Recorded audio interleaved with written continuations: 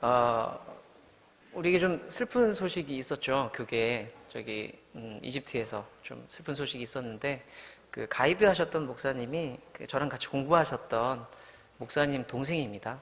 예, 그 형도 침례교회 목사님이시고 형이 두 분 계신데 두 분 다 침례교회 목사님이세요.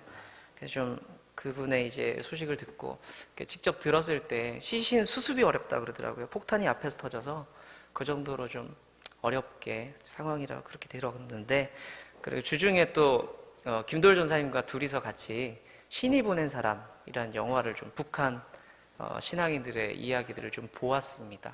사실 남자랑 둘이 영화 본 거 처음이거든요. 굉장히 어색했습니다. 단체로 이렇게 보는 건 있었는데 둘이 보기엔 어색해서 팝콘을 또 가운데 하나 넣고 이렇게 좀 어색했는데, 어찌됐든 우리 이집트 그 상황이나 그 신이 보낸 사람이라는 영화를 보면서 영생, 제가 오늘 영생에 대해 설교하거든요. 영생 과연 뭘까? 저들이 저렇게 사모하고 죽음을 각오하고까지라도 사모하는 그 영생이 뭘까라는 생각을 잠시 해보는 한 주간이 되었습니다. 네, 오늘 말씀은요, 영생을 향한 세 가지 질문이라는 제목으로 함께 하나님 말씀 나누기를 원합니다. 심리학에서 다루는 프레임의 법칙이라는 게 있습니다. 그 프레임이라는 게 이게 창틀이죠. 창틀입니다. 이 창틀을 가지고 해석을 할 수 있는데, 우리가 어떤 창틀로 세상을 보느냐, 그러니까 세계관, 관점이 뭐냐에 따라서 상황들을 다르게 볼 수 있다. 세상 일이 다르게 풀어질 수 있다라는 뜻입니다. 이와 관련된 아주 유명한 예화가 하나 있습니다.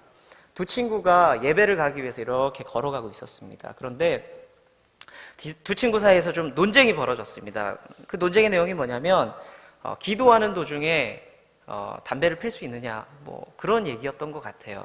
그래서 두 친구가 논쟁을 하다가 해결이 되지 않으니까 우리 저기 있는 랍비에게 선생님한테 한번 좀 물어보자. 그래서 한 친구가 먼저 갑니다. 그래서 질문을 드리죠. 선생님, 기도 중에 담배를 피워도 되겠습니까? 라는 얘기를 합니다. 기도 중에 담배를 피워도 되겠습니까? 그랬더니 랍비가 정색을 합니다. 형제, 안 됩니다.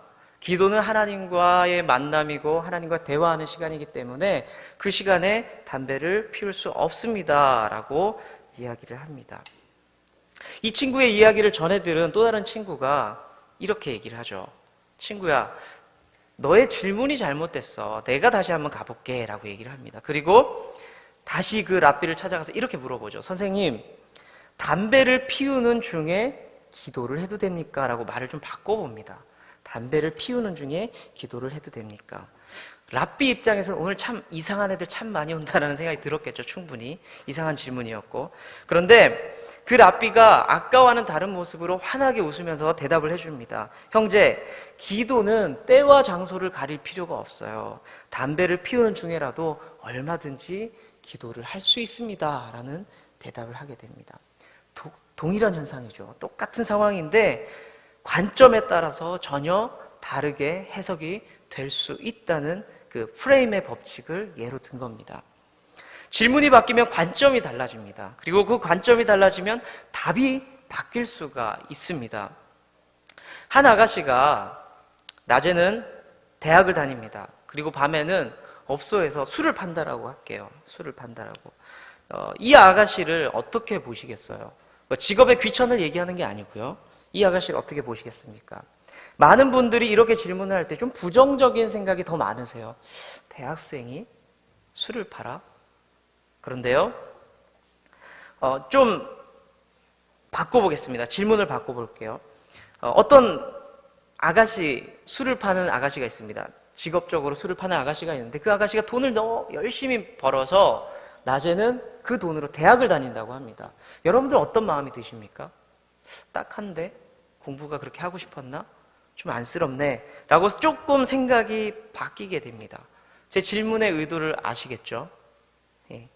똑같은 상황이지만 이야기 순서를 바꾸거나 아니면 질문의 내용을 바꾸면 생각이 바뀌고 판단이 바뀌어지게 됩니다. 그만큼 질문이 아주 중요하다는 뜻이거든요.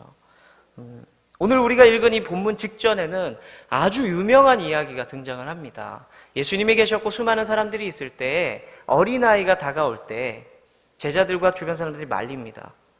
애들은 가라 말립니다. 그 상황 속에서 예수님께서 그 아이를 안으시고 이야기하시죠. 천국은 이 아이와 같지 않으면 갈 수가 없다. 내게로 아이가 오는 것을 금하지 말아라 라는 말씀을 하십니다. 예수님이 이 말씀을 하시는 순간 이 상황이 사람들에게 이제 어떤 이슈가 던져집니다. 어떤 이슈죠? 천국, 영생? 그게 뭐지? 사람들이 이제 궁금해지기 시작합니다. 이 상황 속에서 한 청년이 예수님께 질문을 하면서 이제 다가오는 겁니다. 오늘 본문의 말씀 그대로죠. 선한 선생님, 내가 어떻게 해야 영생을 얻을 수 있겠습니까? 이 질문을 가지고 나오게 됩니다. 오늘 본문을 보시면 이 청년은 관리라고 소개되어 있습니다. 공무원입니다. 공무원. 관리라고 소개되고 있고요. 마태복음을 보시면 이 청년을 부자 청년, 젊은 사람, 돈 많은 젊은 사람이라고 소개합니다. 마가복음에도 그 사람을 부자로 소개하고 있습니다.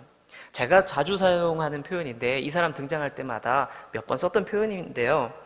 이 청년은 지금으로 보면은 최고의 신랑감이고 최고의 사익감입니다. 자, 말을 바꿔볼게요. 우리 교회에 이런 사람이 있다고 볼게요.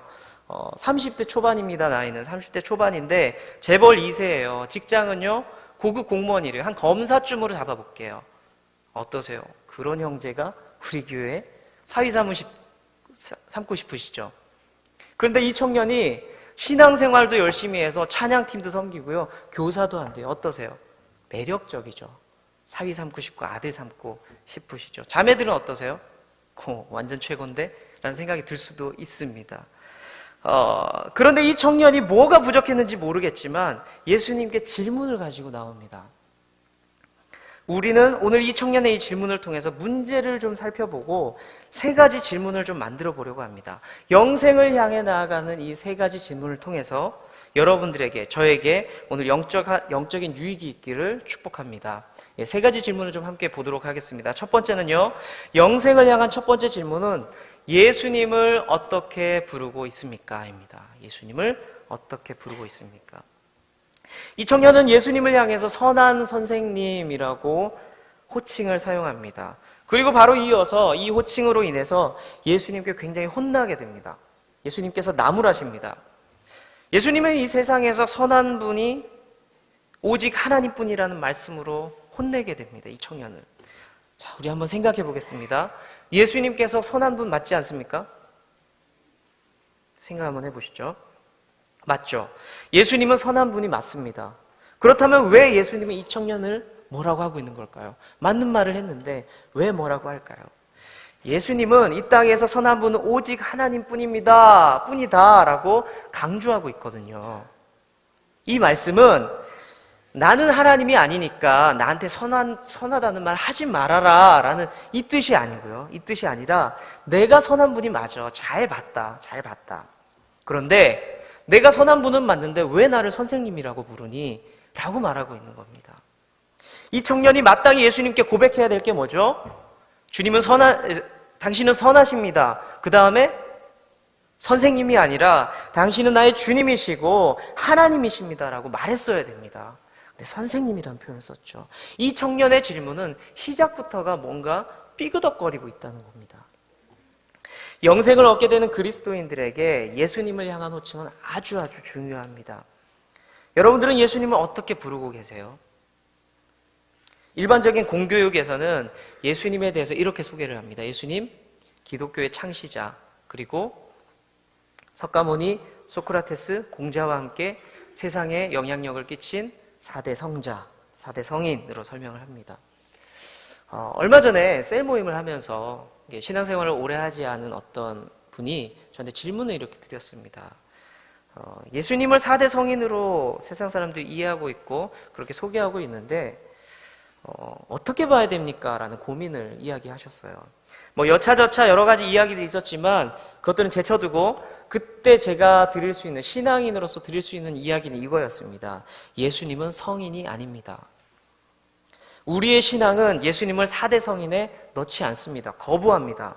그분은 우리의 하나님이십니다 라고 대답을 드렸습니다. 우리에게 예수님은 철학자가 아니세요. 그렇지만 많은 학자들이, 많은 사람들이 예수님을 철학자로 이해합니다. 예수님은 학문적인 스승도 아닙니다. 예수님을 근데 어떤 학문적으로 해석하려는 사람들이 있습니다. 우리에게 예수님 어떤 분이세요? 주님이십니다. 그러십니까? 하나님이십니다. 그렇습니까? 아멘. 그렇다면 우리의 신앙의 선배, 성경의 사도들은 예수님을 어떻게 고백했는지 좀 함께 나눠보기를 원합니다. 마태복음 16장 16절의 말씀을 함께 읽어보도록 하겠습니다. 시작.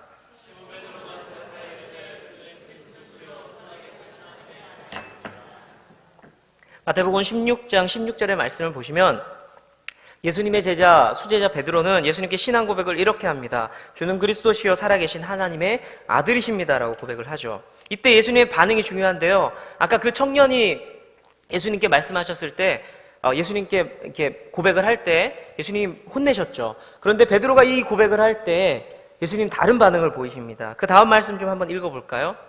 예, 시작.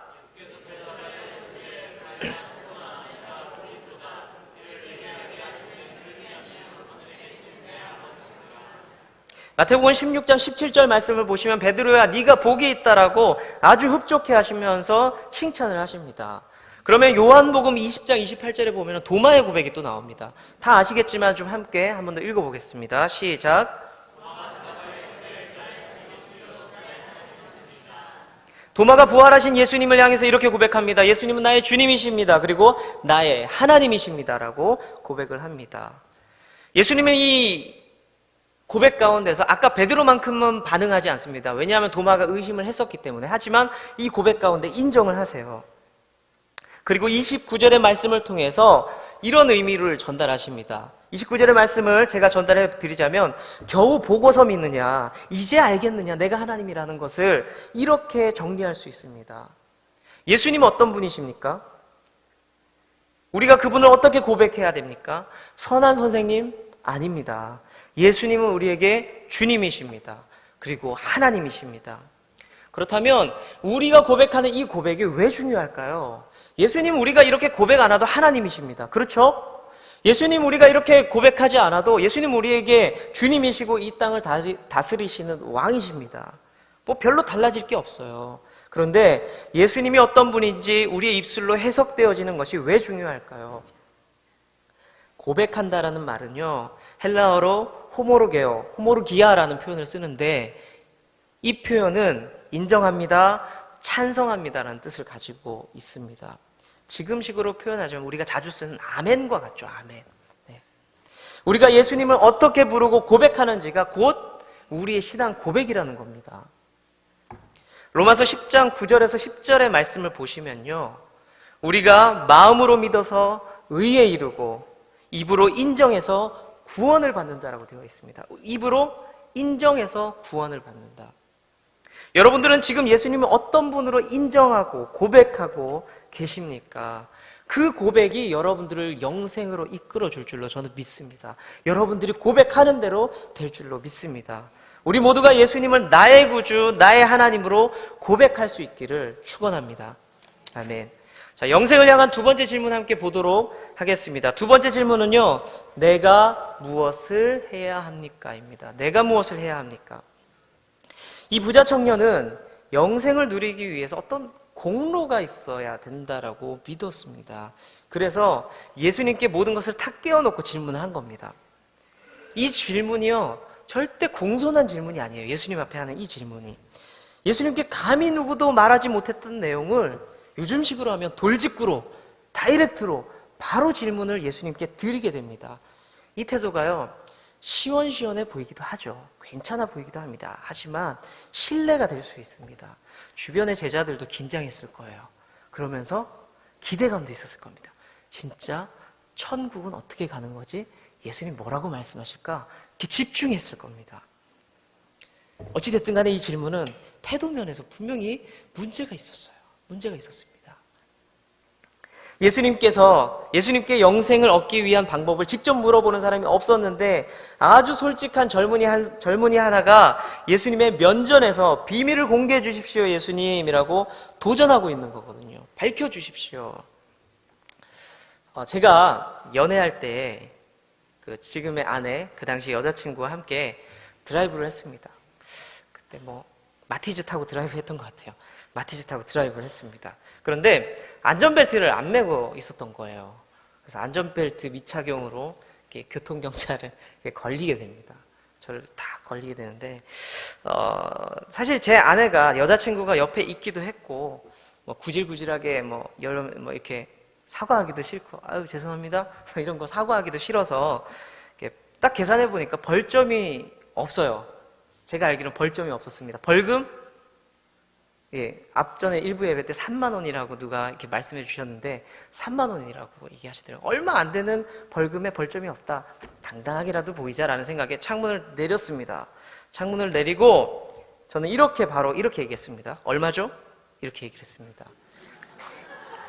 그 순간 경찰관의 표정이 굉장히 안 좋아지기 시작했습니다. 내가 너를 3만 원이 아니라 영창을 보내버리고 싶다라는 표정으로 변하는 걸 봤어요. 제 아내 표정을 봤는데 제 아내도 표정이 너무 안 좋아지더라고요. 저는 당시에 영문을 몰랐어요. 뭐 시간을 끌 것도 없고 내가 잘못했으니까 인정하고 단속 카드 받겠다는 의미였거든요. 하지만 그 후에 제 아내는 차에서 엄청난 잔소리를 했습니다. 사람이 어떻게 그럴 수 있냐, 단속에 걸린 사람이 어떻게 그렇게 당당하게 슈퍼마켓에서 물건 사는 사람처럼 얘기할 수 있냐고 너무너무 혼났습니다. 뭐의 문제죠? 태도의 문제입니다. 태도의 문제. 이 청년은 자신이 할 수 있는 어떤 것, 쉽지는 않겠지만 뭔가 열심히 해서 노력하면은 영생을 얻을 수 있다고 믿었어요. 이 청년은. 예수님 입장에 보면 얼마나 황당합니까? 꽤 당당한 청년이죠. 그래서 예수님도 그 수준에서 대답을 해줍니다. 그 수준에 맞춰서 대답을 해주는데 가볍게 율법 이야기로 운을 띄웁니다. 율법을 딱딱딱 몇 가지를 얘기하면서 이것을 지켰느냐라고 얘기했더니 아니나 다를까 이 청년은 아주 첫 관문을 가뿐하게 통과하죠. 제가 어려서부터 그것 다 지켰습니다라고 얘기합니다. 이제 예수님께서 두 가지 더 조건을 얘기하십니다. 그 조건이 뭐냐면 첫 번째, 재산을 다 팔아서 가난한 사람들에게 나누어 주어라. 이미 이 질문에서 이 청년은 낯빛이 변했을 거예요. 안 봐도 그냥 보일 것 같습니다. 그리고 예수님은 그 이어서 또 다른 제안을 하십니다. 그렇게 하고 나를 따라라 라고 얘기합니다. 재산을 정리하고 나눠주는 것도 어려웠겠죠. 성경에는 그가 재산이 많아서 이 얘기를 듣고 고민했다라고 표현되어 있습니다. 고민이 됐겠죠. 네. 그런데 그 뒤에 제안이 더 만만치 않습니다. 돈도 없는데요. 돈 다 쓰래요. 돈도 없습니다. 그리고 직장을 버리라고 합니다. 좋은 직장을 버리라고 하고 젊음을 바쳐서 나를 따르라고 얘기합니다. 단순하게 만약에 돈을 다 모아서 헌금하고 기부하고 이렇게 써라라고 말씀하셨다면 어쩌면 이 청년은 했을 수도 있습니다. 왜냐하면 이 청년에게는 그 돈을 다 쓰더라도 뭐가 남아 있습니까? 든든한 직장이 있죠. 그리고 아직 많은 시간들 젊음이 있습니다. 돈 다 쓰고 내가 또 벌면 되지 뭐. 그리고 그 대가로 영생을 얻을 수만 있다면 해볼 수 있지 않겠어? 라는 생각을 했을 수도 있습니다. 하지만 나를 따르라는, 예수님께서 재산을 팔라는 것 넘어서 나를 따르라는 이 메시지가 뭐죠? 재산도 버리고 너의 좋은 직장도 버리고 젊음도 포기하고 나를 따라와라라는 의미를 가지고 있습니다. 자, 재물을 다 팔아서 가난한 사람들을 도우면 우리가 영생을 얻을 수 있습니까? 그렇게 가르치는 종교도 있죠. 사실 공덕을 쌓아서 내세, 그리고 선행을 쌓아서 천국에 갈 수 있다라고 가르치는 그런 사람들도 있습니다. 모든 것을 내려놓고 우리의 주어진 삶을 다해서 예수님을 따라다니면 고생하겠죠. 고생한 대가로 우리가 그 대가로 영생을 받을 수 있겠습니까? 월급 받듯이 받을 수 있겠습니까? 우린 대부분 알고 있습니다. 그렇게 해서 얻어질 영생이 아니라는 거죠. 그렇죠? 그렇다면 지금 예수님은 왜 이 제안을 하고 있는 걸까요? 실제로 궁금하지 않으세요? 이상하다. 율법을 지켰느냐 질문하셨고요. 그 다음으로 재산을 팔아라. 그리고 나를 따라라. 영생에 대해서 질문했더니 이 질문을 하고 계십니다. 그런데 무엇을 해서 대가로 영생을 얻으려는 이 청년의 생각을 좀 깨뜨려주고 싶은 거예요. 이 청년의 생각을. 영생은 그렇게 해서 얻어지는 것이 아니다라는 걸 말씀해주고 싶었어요. 네가 그거 다 할 수 있겠어. 거봐 못하잖아. 영생은 그렇게 해서 얻어지는 게 아니야 라는 걸 말씀하고 싶었습니다. 하나님 나라는 어떻게 갈 수 있습니까? 주일학교 출신들 잘 아시죠? 하나님 나라. 돈으로도 못 가요. 주일학교 안 다니셨어요? 네, 늦게 신앙생활 하셨네요. 하나님 나라. 네, 그 가사를 쭉 보시면은 돈뿐만 아닙니다. 힘과 능력과 직위와 착한 마음, 별거 다 동원해도 하나님 나라 못 간다고 고백하고 있거든요. 만약에 이런 것으로 갈 수 있는 하나님 나라라면 은행에서 분명히 상품 만들었을 거예요. 천국 펀드. 만들었지 않겠습니까? 여러분들 10년만 적금 넣으시면요, 죽을 때 천국 갈 수 있습니다. 이런 거 분명히 머리 좋은 은행원들이 만들었을 거예요. 분명히. 그리고 천국 가기 위해 착하게 사는 법, 이런 책 만들어가지고 베스트셀러 됐을 겁니다. 하나님 나라는 우리의 노력으로 갈 수 없도록 만들어져 있습니다. 오직 하나님의 의와 하나님의 사랑으로 우린 그곳에 갈 수 있습니다. 이 청년은 그걸 몰랐기 때문에 잘못된 질문을 예수님께 드리고 있습니다. 내가 어떻게 해서가 아닙니다. 예수님께서 이미 다 하셨습니다. 믿으십니까? 예수님께서 십자가에서 이미 다 해두신 그 사건을 믿음으로 영생을 누리시는 저와 여러분들 되시기를 축원합니다. 네. 우리 마지막으로 영생을 향한 세 번째 질문, 당연한 것 아닙니까? 입니다. 당연한 것 아닙니까? 세 번째 질문은 두 번째 질문과 조금 다른 이야기 같기도 하고 비슷한 이야기 같기도 합니다. 두 번째 질문에서는요, 청년은 무엇인가 해서 천국을 갈 수 있다라고 믿었다라는 말씀을 드렸거든요.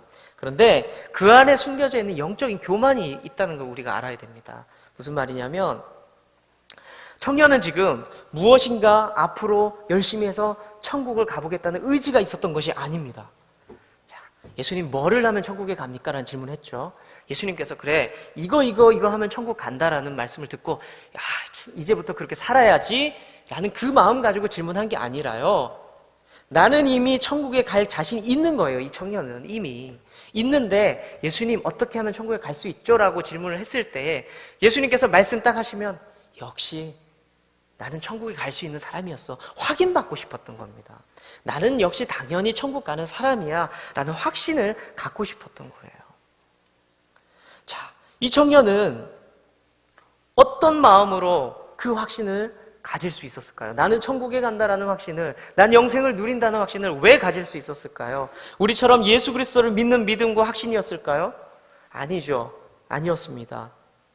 자신이 이미 율법을 다 지켰고 신앙교육에 문제가 없었기 때문에 나는 천국에 갈 수 있다라고 믿는 믿음이 그에게는 있었습니다. 당연하게 생각했습니다. 우리는 오늘 읽은 본문에서 마지막 부분을 주목할 필요가 있습니다. 마지막 부분에 이렇게 기록되어 있습니다. 어떻게 해야 그 다음에 영생을 얻으리까? 18절 제 끝부분을 보시면 이렇게 되어 있습니다. 영생을 얻으리까? 여기서 얻는다는 것은요, 열심히 일해서 돈을 벌어서 월급을 받는다는 그런 대가의 의미가 아닙니다. 상속의 의미를 가지고 있습니다. 상속은 지금도 그렇지만 당시에도 법적으로나 사회 관습적으로도 당당하게 요구할 수 있는 거였어요. 내가 우리 아버지 아들이니까 당연히 받을 수 있습니다. 당당했던 상속입니다. 우리가 너무나 잘 아는 탕자 이야기 아시죠? 탕자 이야기. 탕자는 당당하게 아버지에게 유산을 요구합니다. 당당하게. 그리고 그냥 요구하는 게 아니라 자신의 몫이 있다라고 굉장히 구체적으로 얘기하거든요. 아버지, 내 몫이 있지 않습니까? 이거는 그냥 하는 말이 아니라 분명히 있었다는 거거든요. 내 몫이 있지 않습니까? 라고 구체적으로 얘기를 합니다. 당당하게 요구할 수 있고 당연한 것으로 요구할 수 있는 게 상속이었어요. 상속. 예. 자, 지금 이 청년이 영생을 이렇게 요구하고 있어요. 내 받을 거 있지 않습니까? 천국 주십시오. 나 이렇게 열심히 살았습니다. 영생을 주십시오라고 이야기를 합니다. 자, 우리의 모습은 어떻습니까? 구원을 질문할 때 목사님들이, 어떤 강사분들이 여러분들 구원을 받으셨습니까? 구원을 확신하십니까? 라고 질문하면은 제가 한번 여쭤볼게요. 질문해 볼게요. 여러분들은 구원 받으셨습니까? 네. 아멘 하십니다. 아멘 하십니다. 그런데 옛날에는요, 그러니까 제가 옛날이라니까 좀 어색하죠. 네.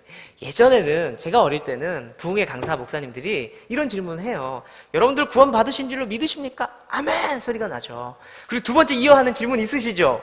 오늘 당장 죽어도 구원 받을 수 있겠습니까? 라면 소리가 확 줄어듭니다. 아멘. 네. 그랬어요. 근데 요즘 다른 거 아세요? 요즘 달라요. 목사님들이 여러분들 구원 받으신 줄로 믿으십니까? 아멘. 질문이 이어집니다. 당장 죽어도 구원받을 수 있겠습니까? 아멘! 멈추지 않습니다. 목사님들 입장에서는 왜 두 번, 세 번 질문하는지 아세요? 확실하게 점검하고 싶어서. 근데 소리가 줄어들지 않아요. 이 말은 우리가 믿음 위에 굳건히 섰다? 아니요, 죄송한데 아닐 수 있습니다. 뭔지 아세요? 교리 공부를 잘한 거예요. 우리는 이미 교리 공부를 할 때 1, 2, 3 질문을 다 받았어요. 예수님을 통해서 여러분들 구원받으십니다. 믿으시죠? 오늘 밤에 죽어도 여러분들 구원받을 수 있습니다. 왜냐하면 예수님 때문에. 믿으시죠? 예, 체크하시고요. 우리는 이미 너무 교리 공부를 잘 받았습니다. 하나님과의 관계가 어그러져 있는데 그 해결책이 뭐냐? 십자가라는 것도 알고 있고요. 그 십자가를 통해서 우리가 하나님 자녀가 된다는 것도 잘 알고 있습니다. 우리는 구원을 너무 당연하게, 때로는 가볍게 취급하는 경향이 있다는 겁니다. 우리가 생각해 볼 문제입니다. 구원받은 후에 우리의 삶이 어떻게 진행되고 있는지. 예수 그리스도의 구원의 은혜가 거저 주어지는 선물은 맞죠. 거저 주니까 그게 값싼 줄 압니다. 예수님 우리 사랑해서 거저 주신 겁니다. 맞죠? 우리 사랑해서 그 좋은 걸 거저 주셨어요. 싸서 그냥 준 게 아닙니다. 공짜라서 그냥 주신 게 아닙니다. 사람은 그럴 수 있어요. 싸서 그냥 떡볶이 사줄 수 있거든요. 싼 거 사줄 수 있어요. 그냥 얻은 거 줄 수 있죠. 제가 얼마 전에 한 집사님께 이렇게 상의, 옷을 하나 선물을 드렸거든요. 오, 무슨 돈으로 옷을 사서? 예, 돈이 없어요. 제가 산 게 아니라 누가 주셨어요, 저한테. 이제 멀리서 계신 분이 어떤 분이 주셨는데 제가 입어보니까 너무 나이 들어 보이는 거예요, 제가. 그리고 저보다 조금 커서 나는 어차피 안 입을 것 같으니까 저보다 조금 나이도 많고 저보다 품이 조금 더 큰 분한테 집사님께 선물로 드렸습니다. 가벼운 마음으로 드렸어요. 왜 가벼운 마음으로 드렸을까요? 그냥 얻었거든요. 내가 돈 주고 산 거 아니거든요. 사람은 그래요. 사람은 그렇습니다. 그런데 구원이라는 선물을 여러분들에게 주실 때 하나님이 싸서, 값싸서 그냥 공짜로 주셨을까요? 그냥 얻어서 공짜로 주셨을까요? 아니요, 그냥 안 얻었어요. 예수님 십자가에 충분히 고통당하셨거든요. 그냥 얻은 거 아닙니다. 그런데 그냥 주신 이유는 우리를 너무나 사랑해서 주신 겁니다. 믿으십니까? 제 안에 돈이 있는데 제가 어떤 교회 안에 어떤 친구, 어떤 형제를 위해서는 그걸 쓸 수 있는 한계가 있어요. 제 마음이 한계가 있습니다. 그런데 제 아들을 위해서는 그 한계가 더 넓어집니다. 왜요? 비밀은 뭡니까? 사랑하기 때문에. 사랑해서 그 은혜를 선물로 주셨습니다. 믿으십니까? 아멘. 고린도 교회는 바울이 공을 들여서 교육을 했습니다. 가르쳤고 세웠습니다. 교인도 많아졌고요. 은사도 많았습니다. 교인 누구도 자신의 구원과 영생에 대해서 의심하지 않았어요. 내가 신앙생활 이만큼 했는데, 내가 방언도 하는데, 내가 예배를 이렇게 신령하게 드리는데 나는 구원받은 사람이야 라고 믿었거든요. 고린도 교회. 그런데 고린도 교회 문제가 여기저기 찔끔찔끔 생겨났죠. 우상숭배 문제가 생겼고요. 음란함이 생겼고요. 거짓 선지자들, 그러니까 거짓 교사들도 생겨났습니다. 그 상황 속에서 고린도전서 10장 12절의 말씀에 바울은 그들에게 이렇게 경고를 합니다. 선줄로 생각하는 자는 넘어질까 조심하라. 선줄로 생각하는 자는 넘어질까 조심하라. 구원받았다라는 그 착각이 우리를 멸망시킬까 염려하고 있는 거예요, 바울은. 착각하지 말아라. 구원은요, 두 속성을 다 가지고 있습니다. 순간적인 은혜입니다.